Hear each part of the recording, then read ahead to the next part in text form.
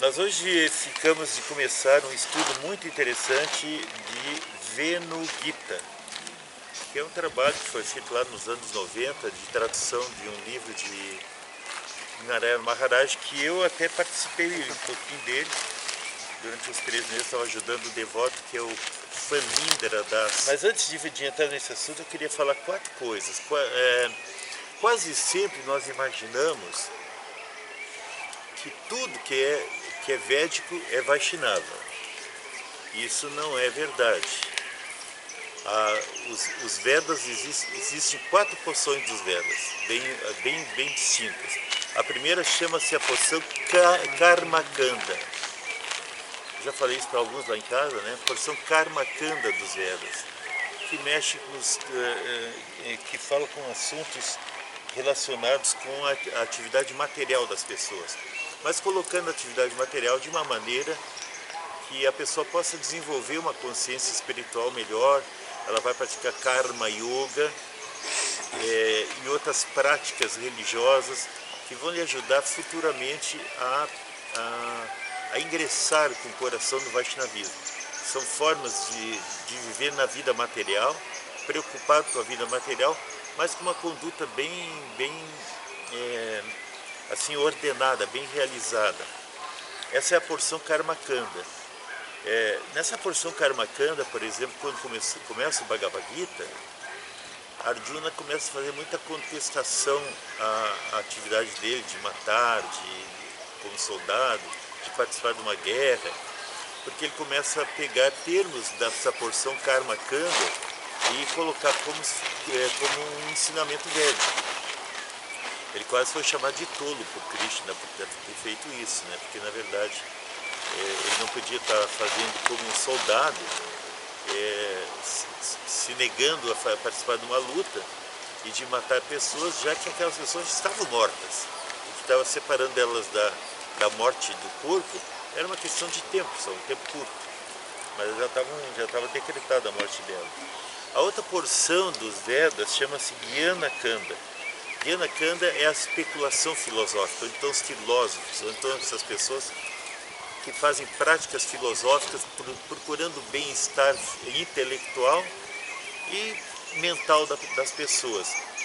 Nessa porção Karmakanda, as especulações filosóficas levam a muitas religiões também, muitos movimentos ditos espirituais baseados no conhecimento dos Vedas mesmo. A terceira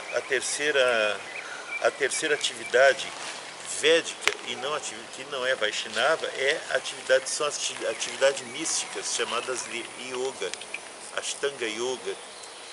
A Yoga é uma atividade mística que destina as pessoas a praticar,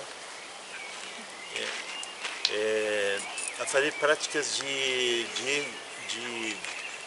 como se diz, de meditação. As pessoas querem encontrar Deus através da meditação. Também faz parte de uma porção dos Vedas que está bem formada, bem realizada. Você sabia que essas 3 coisas são védicas, mas não são Vaishnavas? Todo mundo sabia? Ou alguém tinha alguma dúvida sobre isso? Alguém tinha alguma dúvida? Tinha, né? Por quê? Você achava que por estar nos Vedas eram Vaishnavas? Não. Tudo que é Vaishnava, tudo, 100% é védico. Agora, tudo que é védico não é Vaishnava. Nós não somos praticantes de Karma Yoga, nós não somos praticantes de Jnana Yoga, nós não fazemos meditação baseado nessa yoga mística que foi organizada por Maharishi Patanjali, mas está lá nos Vedas muito antes. No próprio Bhagavad Gita. O capítulo 6 do Bhagavad Gita praticamente está abordando esse tema todo. Quando começa o Vaishnavismo, mesmo no Gita e nos outros Shastras, quando começamos a falar de Bhakti. Bhakti é apontada como a mais sublime de todas as ciências para alcançar Deus. Ela não tem nenhuma motivação. A Bhakti tem motivação, Jnana tem motivação, Yoga tem motivação, mas a Bhakti não. Na Bhakti nós somos servos de Deus e devemos entender que temos que servir a Deus. Terminou aquela fase, Deus me dá isso, Deus me dá aquilo, Deus me dá dinheiro, Deus me dá aquilo, dá uma menina bonita para eu casar, dá um rapaz bonito para eu casar, né? Então o Bhakti é a mais elevada e adequada condição de se realizar Deus, se realizar Krishna, de ter a realização Vaishnava, que é ser um servo de Deus. E para ser servo de Deus tem algumas coisas muito importantes que devemos ir em direção até realizar. Uma delas é que uma pessoa que serve, ela tem que ser uma pessoa rendida. Rendição é o grande segredo. Só que claro que a rendição para o ocidental causa um mal-estar muito grande. Me render, ser uma pessoa rendida, porque uma pessoa rendida é uma pessoa rendida. Charanagati, tudo você coloca a serviço de Krishna, mente, corpo, tudo a serviço. Isso é rendição. Então Bhakti é a única maneira que está nos Vedas que podemos alcançar Krishna. Por Gyana não alcançamos, por Bhakti não alcançamos e por Yoga não alcançamos. Então vamos falar desse texto muito bonito do Srimad Bhagavatam, no capítulo 10, que é destacado como Venu Gita. Ele começa assim, Shri Shuka Uvacha. Shuka Goswami, que está falando o Srimad Bhagavatam, ele é na verdade o papagaio de Shrimati Radhika. O papagaio está eternamente com ela, de alguma maneira está junto com ela. Às vezes na forma de papagaio mesmo, outras vezes na forma de Shuka Goswami, que vai falar o Srimad Bhagavatam. Então ele começa dizendo aqui, Shri Shuka Uvacha, Itam Sarat Swacha Jalam, Itam Sarat Swacha Jalam, Padmakara, Surgandina, Padmakara Sugandina, Nyavisa, Vayuna, Vatan, Nyavisa, Vayuna, Vatan, Sago, Gopaloko, Chutaha, Sago Gopaloko Chutaha.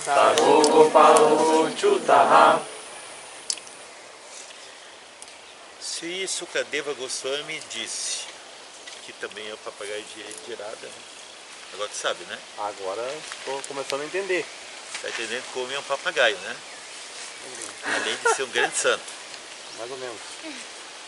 Sri Sukadeva Goswami disse, a tradução. A tradução é feita por Srila Bhakti Vedanta Swami Maharaj Prabhupada aqui.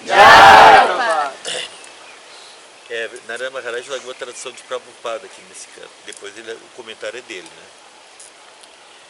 Ele diz assim, ó Maharaj Parikshit, Shri Vindravana tornou-se de extrema beleza devido à extraordinária decoração da estação de outono. Os lagos e rios estavam repletos de água doce e cristalina. Uma brisa fragrante e gentil soprava, levando o aroma da flor de lótus dos lagos. O infalível Nandanananda Shri Krishna entrou nessa encantada floresta de Vindravana, se fazendo acompanhar pelas vacas e gopas. Gopa, embora o nome termine com a letra A, é o vaqueiro, é o contrário, é o feminino de Gopi. Sukadeva Goswami explica, agora vamos comentar de Srila Bhaktivedanta Narayana Maharaj que Sukadeva Goswami explica as 6 estações. O verão e a estação das chuvas já passaram e agora estamos no outono. Ao outono se segue o inverno e após vem Vasanta Primavera. Embora Vrindravana esteja sempre em clima de primavera, existem algumas diferenças entre as estações. Este primeiro verso do Venu Gita descreve a estação do outono. Uma vez que a estação do outono vem após a estação das chuvas, na Índia temos uma estação chamada a Estação das Chuvas, que nós temos aqui também no Nordeste brasileiro, né? Chove todos os dias. Chove, estação de chuva. Mas aqui no Sul, Sudeste a gente não tem, que são as monções, né? Tem templos, por exemplo, lá em Vindrava, no templo do meu guru, ele tinha 2 andares. Aquele andar primeiro era feito para esperar a estação das chuvas. Quando a estação da chuva ia começar, eles tiravam tudo e botavam no andar de cima. Todo o templo no andar de cima, e aquele parte de baixo ficava todo repleto d'água. E qual é aquele templo que tá as deidades e tá a água assim dentro do templo? Não sei se é o rio Grande, alguma coisa assim. São as estações das monções, os rios começam a vazar, entram nos templos, nas casas, tudo. Geralmente eles já são preparados para isso, todos os templos já tem uma preparação para que quando vem a chuva não atinja as deidades e tal. Né? Especificamente de Vindrava, lá de Govinda Maharaj, quando era dele, quando ele estava aqui entre nós, né? Mas é assim ainda, eles têm umas barquinhas, né, para chegar e antes que comece a água a invadir, eles tiram tudo bota no andar de cima. Esse andar de cima é vazio, é justamente para quando vem as monções botar tudo lá em cima, aí lá em cima não atinge. Se vem no Gita, é muito bonito, muito importante, vocês não verem. Uma vez que a estação do outono vem após a estação das chuvas, os lagos e rios ficam cheios de água pura e as flores de lótus estão em plena florescência. As abelhas estão beijando as flores em suas andanças. É muito bonito o jeito dele explicar o verso, ele usa assim termos bem poéticos, né? As abelhas estão beijando as flores. Ele não diz que as abelhas estão sugando o néctar, elas estão beijando as flores, né? As abelhas estão beijando as flores. Claro, o beijando está entre aspas aqui porque é uma metáfora, na verdade, elas estão extraindo os néctar, né? Estão beijando as flores em suas andanças, daqui para ali, sorvendo o néctar. O ar está abundante e forte com a fragrância de várias flores, beli, chameli, juhi e outros. É nesta Vindravana que Krishna com os gopas e vaquinhas entram na floresta todas as manhãs. Balarama também está com ele. As gopis de suas casas observam Krishna e seus amigos entrarem na floresta. As gopis elas não ficam juntas, elas ficam sempre à distância, sempre longe olhando o que Krishna está fazendo. As gopis de suas casas observam Krishna e seus amigos entrarem na floresta. E assim, entre as amigas que compartilham o mesmo humor amoroso por Krishna, elas discutem os passatempos deles. As gopis estavam todo o tempo falando das atividades de Krishna. Krishna ontem fez isso. Krishna fez aquilo. Na semana passada ele fez tal coisa. Eles estavam sempre falando de Krishna, que é uma coisa que é requerida na consciência de Krishna. Todo o tempo que foi possível falar de Krishna e não Prajalpa. Quem não sabe o que é Prajalpa? Isso eu sei. Quem mais não sabe? Ninguém sabe o que é Prajalpa?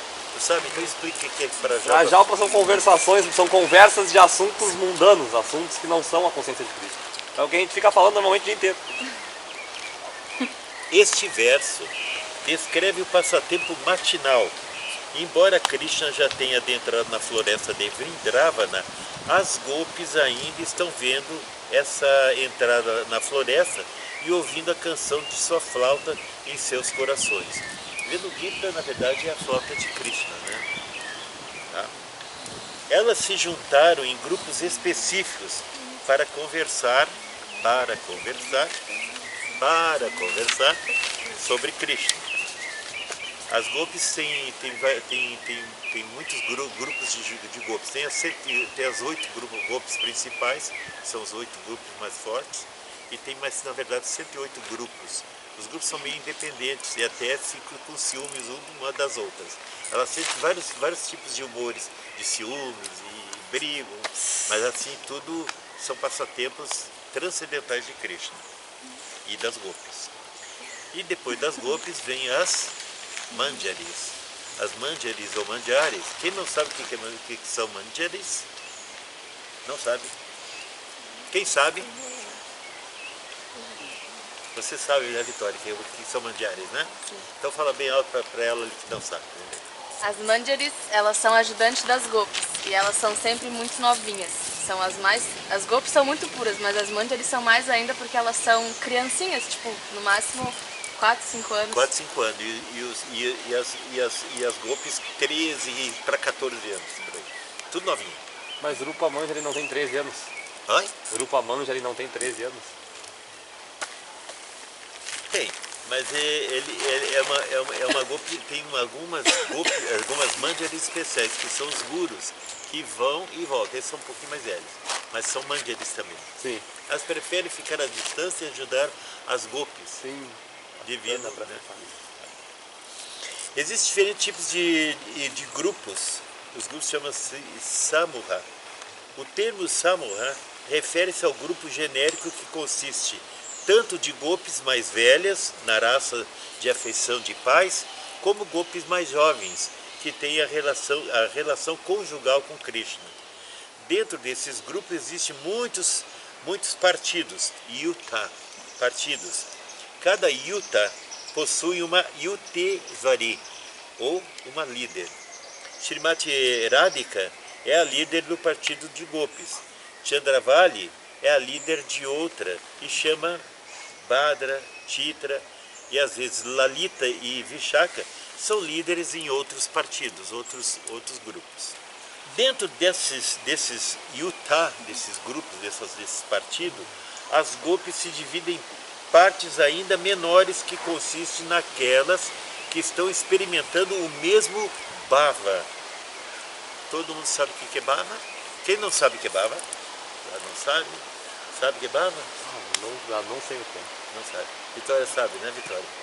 Então diz para aquelas meninas lá o que é bhava. É um estágio anterior a prema, mas é um amor puro. Então, aprendeu com ela ali? Estou aprendendo várias coisas. Tá. Dentro desses partidos yuta, as gopis se dividem em partes ainda menores que consistem naquelas que estão experimentando o mesmo bhava, o mesmo sentimento amoroso em relação a Krishna. É um sentimento amoroso em relação a Krishna, mas não está no nível de prema, né? Tá? Dentro dessas, é muito comum dizer assim, tal pessoa está em bhava. Quer dizer, ele entrou num sentimento muito poderoso que não é prema ainda, mas às vezes ele perde até a noção do corpo, perde a noção de tudo. É muito comum uma pessoa que está fazendo uma atividade transcendental muito elevada, de repente ele fica quase que nem uma pedra, duro, está aqui, ó, não fala nada, não ouve nada.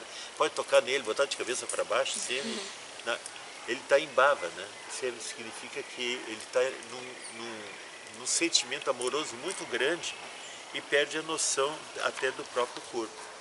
Tem algumas histórias com Prabhupada estando em bhava, né?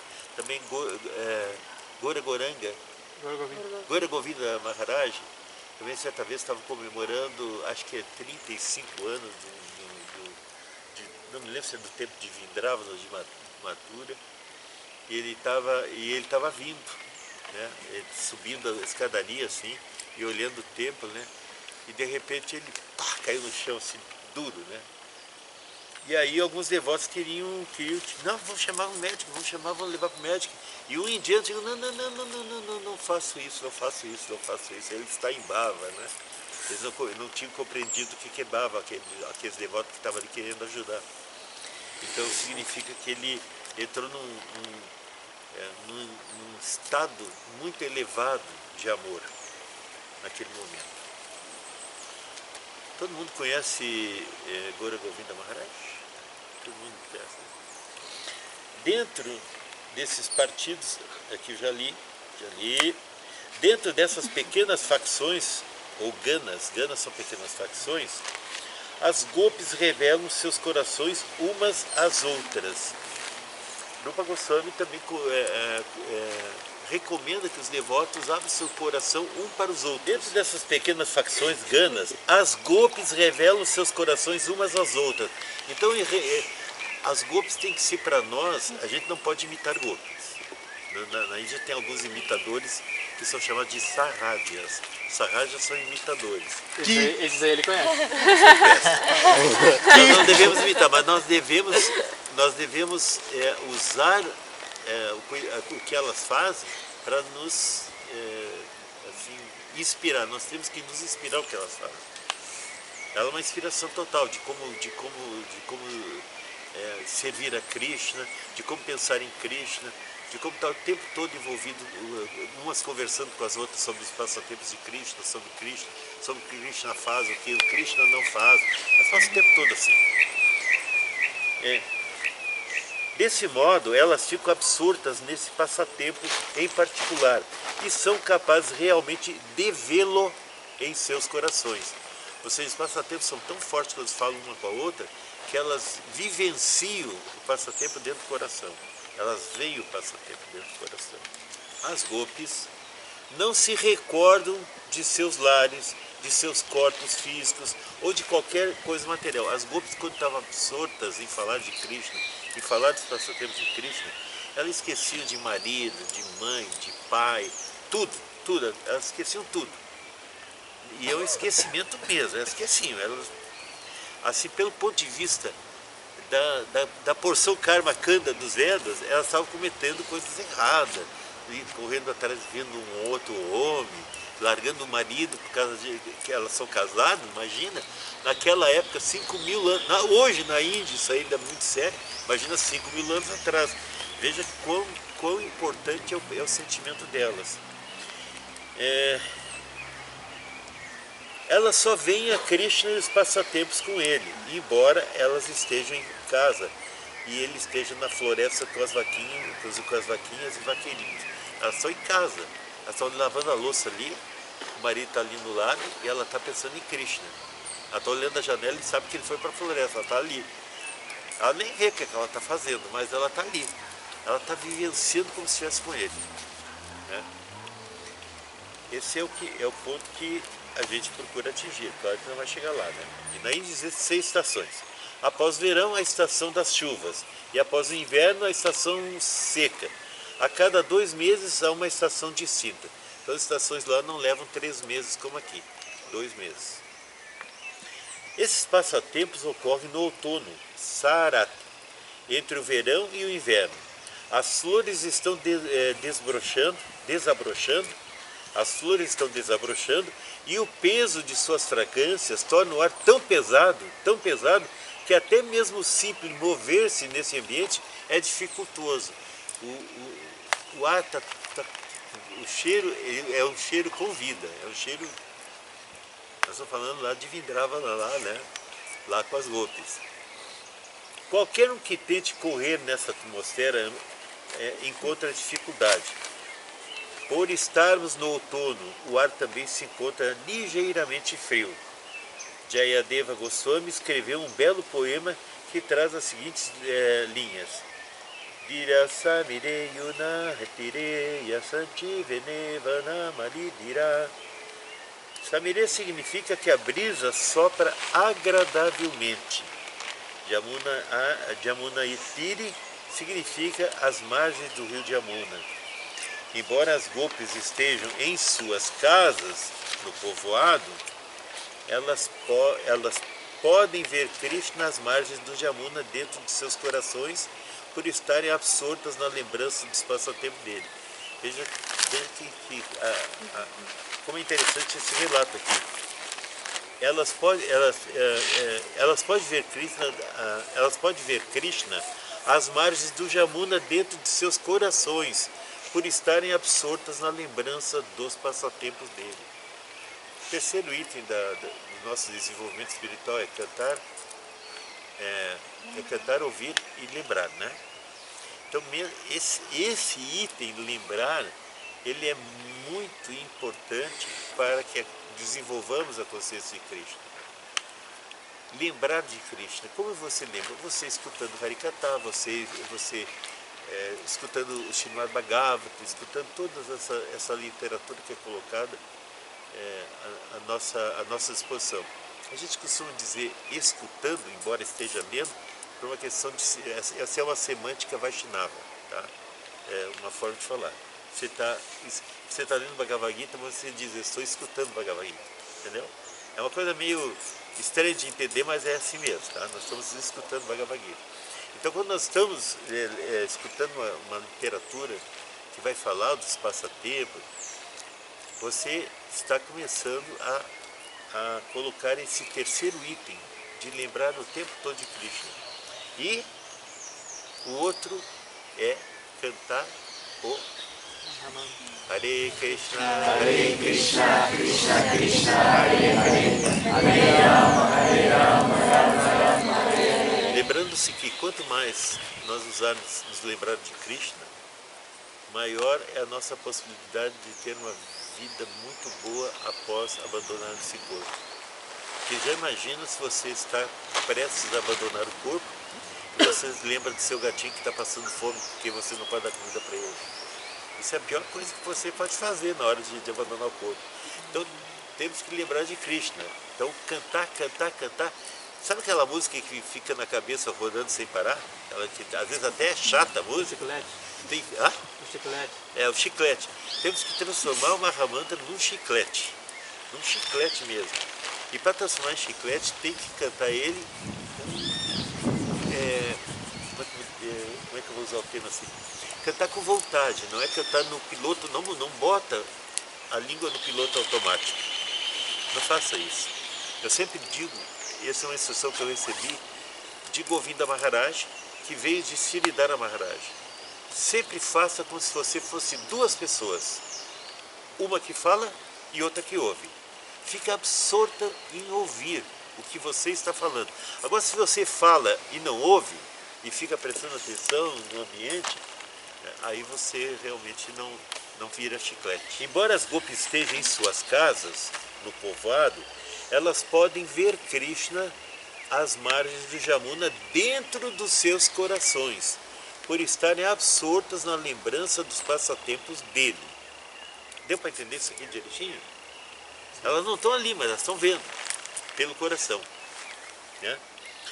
Por terem entregue seus corações e toda a atenção a Krishna, elas se tornaram ansiosas e todos os sintomas de êxtase se manifestam nelas. No primeiro verso do Venu Gita, as gopis descrevem tanto o cenário de Vindravana quanto a beleza de Krishna no momento em que ele se embrenha na floresta com milhares de vaquinhas e vaqueirinhos. Sagu Gopalako Tyutaha. A Tyuta significa que Krishna é infalível, o seu semblante é formoso, ele está inquieto. Isso, por sua vez, faz com que as gopis fiquem ansiosas. Krishna rouba seus corações e os leva dentro de seu próprio coração. Ele rouba o coração das gopis e leva dentro de seu próprio coração. Assim as gopis perdem os sentidos e seus corações, porque seus corações estão com Krishna. As gopis expressam Purva Raga, o humor da expectativa do encontro com Krishna. Purva Raga, o humor da expectativa do encontro com Krishna. Elas estão querendo encontrar com Krishna, elas estão longe dele. Existem dois tipos de Purva Raga.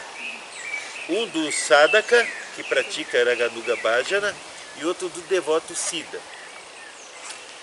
Eu quero dizer para vocês que eu venho de uma escola que é claro que eu conheço também os ensinantes de Prabhupada. Eu vivi bastante tempo na ISKCON, numa outra era, né? Mas nunca tomei iniciação dentro da ISKCON. Eu tomei iniciação direto do meu guru. E ele vem de uma prática de Raganuga Bhakti. Começa com Siridhara Maharaj. Não é que não tenha, as pessoas que compreendem mal o Raganuga Bhakti pensam que não tem regras. Claro que as regras existem sempre, tem regras. O que acontece é que a gente faz a regra a gente faz com que a regra seja executada de forma espontânea, com vontade de fazer.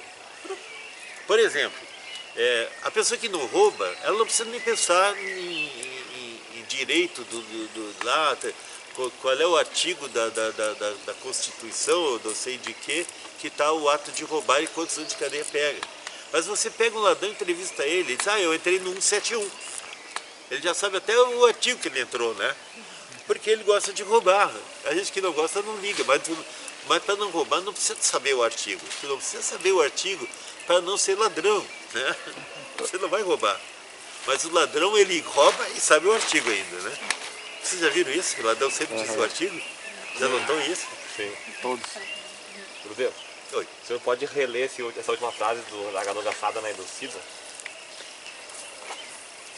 Se eu achar ela, né? A última frase As golpes expressam purva raga. O que é purva raga? é a ansiedade pelo encontro. Sentimento de ansiedade pelo encontro. O amor de expectativa, né? O humor de expectativa, né? As golpes expressam purva raga, o humor de expectativa do encontro com Krishna. Existem dois tipos de purva raga. Um do sadhaka, todos vocês são sadhakas, né? São praticantes, estudantes, né? Os sadhakas que praticam Raganuga Bhakti e outro do devoto Siddha. Ou seja, a Raganuga Bhakti é muito importante a gente ir para o lado da Raganuga Bhakti. Claro que a gente as regras. O Raganuga Sadhaka, o Raganuga Sagada só pode experimentar uma sombra ou aparência de Purva Raga. Ele começa a pegar, mas é uma coisa tão pequena que praticamente não dá nenhum tipo de êxtase para ele. É muito pequeno. Mas os Vrajavasis experimentam a Purva Raga genuína. Ou seja, eles realmente sentem esse humor, entram nesse humor assim muito genuinamente. Agora eu pergunto, quem não sabe o que são os Vrajavasis? Ou seja, todos os moradores de Vraja são pessoas muito elevadas, são sídhios. A gente não pode ir a Vrindavan, ver os Vrajavasis e olhar assim, são pessoas comuns. Não são pessoas comuns. Todos que nascem, incluindo os macacos, não são pessoas comuns. Eles são pessoas com siddhi, ou seja, que eles têm capacidade de sentir o êxtase num nível muito elevado, que nós não conseguimos. No comentário que Narayana Goswami faz ao primeiro verso do Manasikshya de Raghunath Das Goswami, no primeiro verso Raghunath Das Goswami diz que a gente tem que prestar reverência aos Vrajavasis, né? Ele fala que os Vrajavasis não necessariamente nascem em Vrindavana, porque existem pessoas que nascem em Vrindavana e não são Vrajavasis, né? Então ele define Vrajavasi como aquele que está completamente absorto no humor de devoção a Krishna, sempre, né? Porque tem pessoas que estão lá que não fica estão. no mesmo nível de um Vrajavasi nascido. Isso, aí diz que nós podemos lutar na Vrajavasi. Não esqueça que Sri Chaitanya Mahaprabhu, ele chegou no ano de 1483, uns 500 e poucos anos atrás, que essa é alguma coisinha. Ele é a manifestação de Radha Krishna. É Radha Krishna conjugados. Radha Krishna estão separados eternamente. De vez em quando se juntam. E quando se juntam são Sri Krishna Chaitanya Mahaprabhu. Sri Krishna Chaitanya Mahaprabhu. Que? Ele começa a propor que a consciência de Krishna vai se espalhar por todas as vilas, em todos os recantos. Isso significa que os Vrajavasis também vêm. Os gurus vêm, todos vêm. Isso é notável hoje. Antes de Prabhupada, em 1900, deixa eu ver se eu acho agora na minha cabeça, 34, veio para a Alemanha um devoto e outro foi para a Inglaterra. Não foram bem sucedidos. Eles conseguiram lá umas tiazinhas, lá aquelas velhinhas de 50 anos, quer fazer uma religião hindu, assim, né? Se aproximar e tal. Foi melhor sucedido o que foi para a Alemanha, que trouxe um devoto Sanatana Goswami. Então, assim, essa mostra que Mahaprabhu nos traz está acontecendo agora, porque veio terceira pessoa para o Ocidente que havia recebido do guru dele essa seva. Você tem um bom inglês, disse Bhaktisiddhanta Sarasvati Thakur para Assi Bhaktivedanta Prabhupada. Se você tem um inglês muito bom, você deve ir ao Ocidente levar a consciência de Krishna para você. Prabhupada botou aquilo no coração. Ele nunca esqueceu daquilo. Até que ele toma sannyasi, olha como as coisas se juntam. Srila Bhakti Pragyana Keshava Goswami Maharaj, que é o irmão espiritual dele, toma dele. Sannyasi, né? E quem fez a Semana de Fogo foi Narayana Maharaj. E aí ele vem para o Ocidente e realmente assim, ele passou um ano amargando muita coisa, foi difícil. Para um homem de 70 anos, passar o que ele passou um ano inteirinho, tu tem que tirar o chapéu, esse homem tem força, né? Porque foi muito forte. E aí ele começa, de repente, a coisa começa a estourar. E ele, realmente, a consciência de Krishna foi oficialmente trazida para o Ocidente por Prabhupada. Os outros só fizeram tentativa, mas não tiveram êxito. Mesmo assim, mínimo. Como eu disse, umas tiazinhas botaram lá, aqui é a Gaudiya Vaishnava, né? Lá na parede lá um treco, se reuniu uma vez por semana, li algum livro qualquer lá e era o que elas fizeram. E a mesma coisa na Alemanha, não houve nada de importante. Mas quando vai para Nova York, o Prabhupada começa com um ato de inteligência muito grande. Eu vou para a cidade maior, a cidade mais movimentada, mais conhecida, onde tudo acontece no mundo. Que cidade é essa? Nova York. E ele foi para lá. E ali tudo começou a acontecer. E o que Mahaprabhu previu há 500 e poucos anos atrás, foi manifestado através de Srila Prabhupada e está se espalhando. Quando que tu ia ter consciência de Cristo? Tu pensou que ia ter consciência de Cristo aqui no teu pátio? Não. Não, né? Não. Foi Mahaprabhu que trouxe para ti, viu? Então toma jeito, né? Quando Srimati Radhika encontra Krishna, ele pensa que é a primeira vez que o está vendo. E Krishna pensa que nunca antes encontrou Radhika. Radha e Krishna são Nitya Navina. Eles são sempre viçosos. Os Raganuga Sadhaka só pode vivenciar Purvaraga quando Vishuddha Sattva, ou a bondade pura. Vishuddha Sattva. Vishuddha Sattva. A bondade genuína, a bondade pura. Não é a bondade do modo da bondade. Não é essa aí. Só quando a bondade pura entra nos seus corações. Até esse momento chegar, ele experimenta Purvaraga apenas de um modo teórico. É que nem nós experimentamos muitas vezes consciência de Cristo de modo teórico. Não temos muitas realizações. Quando o sadhaka alcança o estágio Siddha, ele pode vivenciar tudo em forma pura. Tanto Srimad Bhagavata quanto o Brihad Vamana Purana explicam que as gopis, ao ouvirem a flauta de Krishna, dividem-se em 3 tipos: Kaya Vyuta, de Srimad Radhika, as Nitya Siddhas e as Siddhanta Siddhas. As Sadhana Siddhas, perdão. Sadhana Siddhas. Repetindo, tanto Srimad Bhagavata quanto o Brihad Vamana Purana, Srimad Bhagavata também é um Purana. Ele é considerado Purana imaculado, o maior de todos os Puranas. Explica que as gopis, ao ouvirem a flauta de Krishna, dividem-se em 3 tipos: as Kaya Vyuha, que são lideradas por Srimati Radhika, as Nitya Siddhas e as Sadhana Siddhas. As gopis que pertencem às categorias de Kaya Vyuta não são Diva Tattva, ou seja, não são as, como se diz, as divas puras, perfeitas, né? As gopis que pertencem à categoria de, elas são expansões corpóreas de Srimati Radhika, que é uma personificação de Radlini Shakti. Radlini Shakti, a potência de prazer de...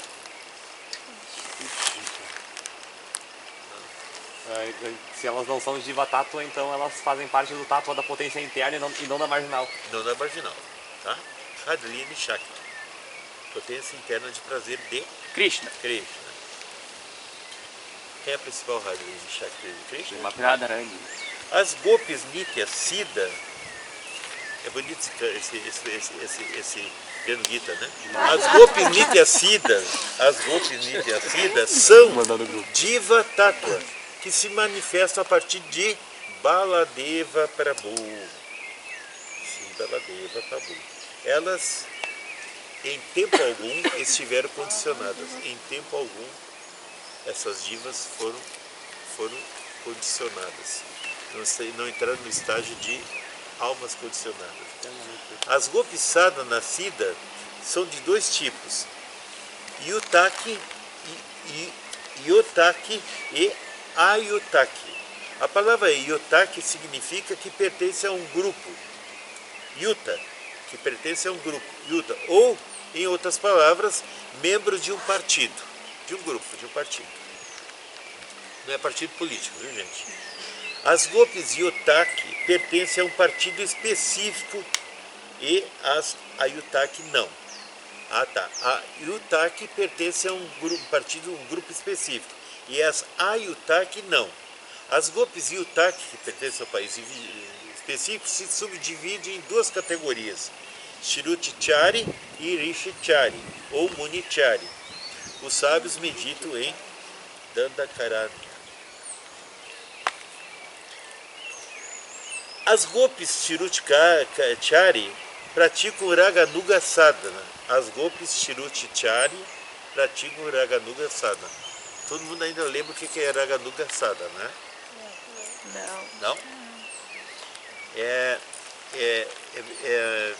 Praticar as regras, mas sem se preocupar com as regras. Você espontaneamente faz as coisas. Eu dei o exemplo do ladrão, que conhece tudo de legislação, que nós não roubamos, mas nós não conhecemos a legislação, mas mesmo assim nós não roubamos. Então é a mesma coisa, você segue as regras e regulações naturalmente. Você sente prazer e alegria de ter uma devoção natural, sem se preocupar.